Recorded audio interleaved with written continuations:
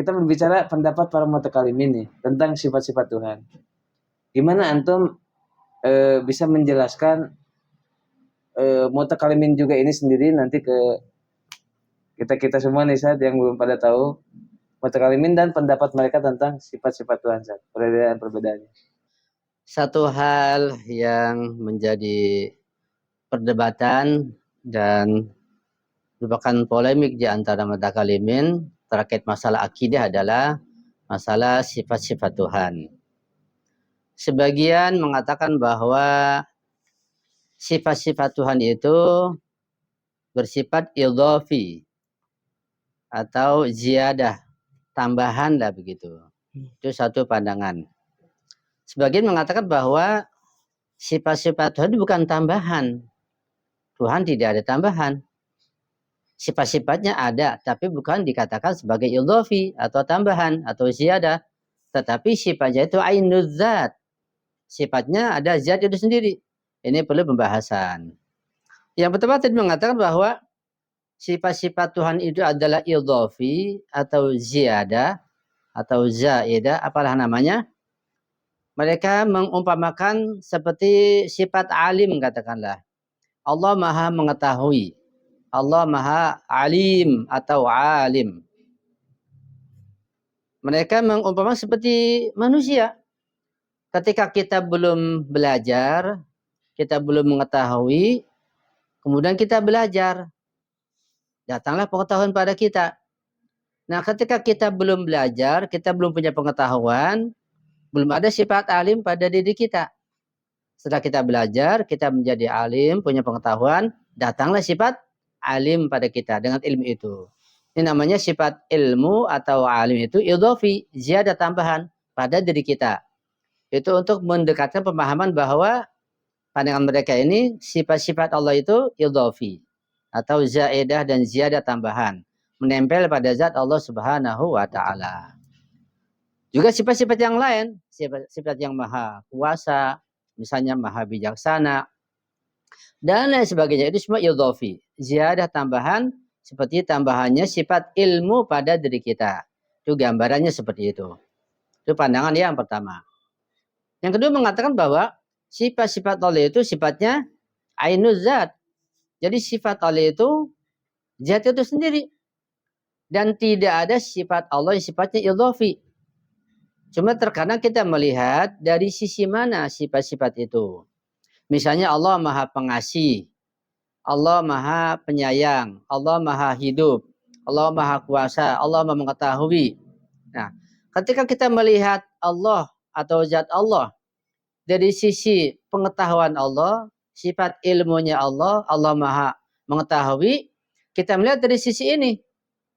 Kita tidak melihat sifat yang lain, dari sisi yang lain, sifat kudratnya, sifat hayatnya, begitu. Seakan-akan hanya satu sifat saja. Ketika kita melihat sifat yang lain, sifat maha adil, atau maha kuasa, atau maha hidup, maka akan tidak tampak sifat yang lain. Padahal seluruh sifat-sifat yang utama itu, sifat-sifat yang dasar adalah ainuz zat. Nggak bisa dipisahkan dengan yang lainnya. Artinya dengan kata yang lain bahwa di saat kita meyakini dan kita memandang Allah itu maha hidup, di situ pun Allah maha mengetahui, Allah pun maha kuasa, dan Allah pun maha pengasih, dan seterusnya begitu. Jadi sifat-sifat Allah itu, sifat-sifat yang utama itu adalah ainuz zat. Jadi zat itu nggak bisa dipisah-pisahkan. Kenapa demikian? Karena kalau sifat-sifat Allah dikatakan sebagai ziyadah atau idhafi atau zaidah tambahan, nanti dia mirip dengan makhluknya kayak kita. Kita awalnya bodoh, awalnya nggak punya kekuatan dan kekuasaan, datang kekuatan, kekuasaan, pengetahuan pada kita, nempel pada kita, jadi terangkat. Itu resikonya atau konsekuensi orang yang mengatakan bahwa sifat Allah itu adalah ziyadah atau idhafi. Konsekuensinya harus menerima bahwa Allah itu terangkap, tersusun.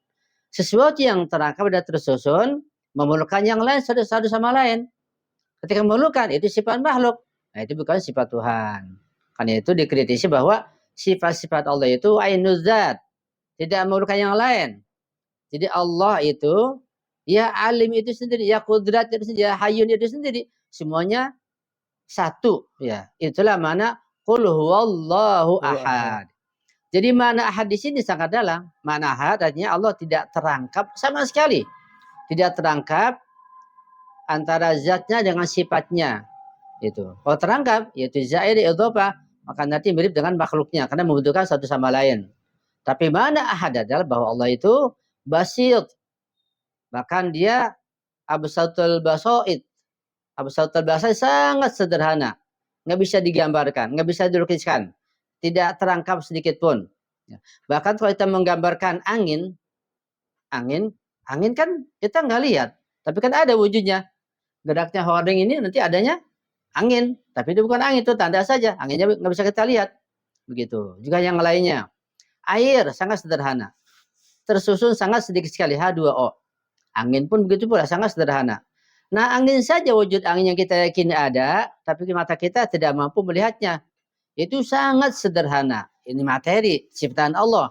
Apalagi Allah itu sebagai penciptanya.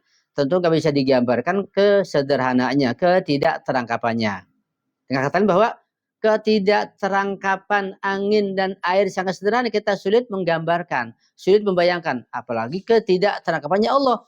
Begitu. Maka pandai mengatakan bahwa sifat itu adalah zaidah idhofah atas zat Allah, itu pandangan yang batil, yang salah atau tidak tepat.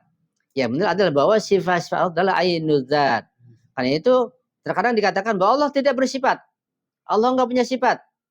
Itu bukan berarti Allah nggak punya sifat, Allah zat saja nggak ada sifat. Bukan. Artinya bahwa Allah tidak bersifat. Itu maksudnya bahwa sifat-sifat Allah itu ainul zat. Itu makna Allah tidak bersifat seperti yang disinggung di kitab Nahjul Balaghah. Ya.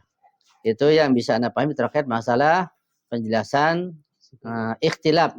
Beda pandang antara mutakalimin tentang sifat-sifat Allah Subhanahu wa taala. Ustaz, sangat menarik sekali podcast ini.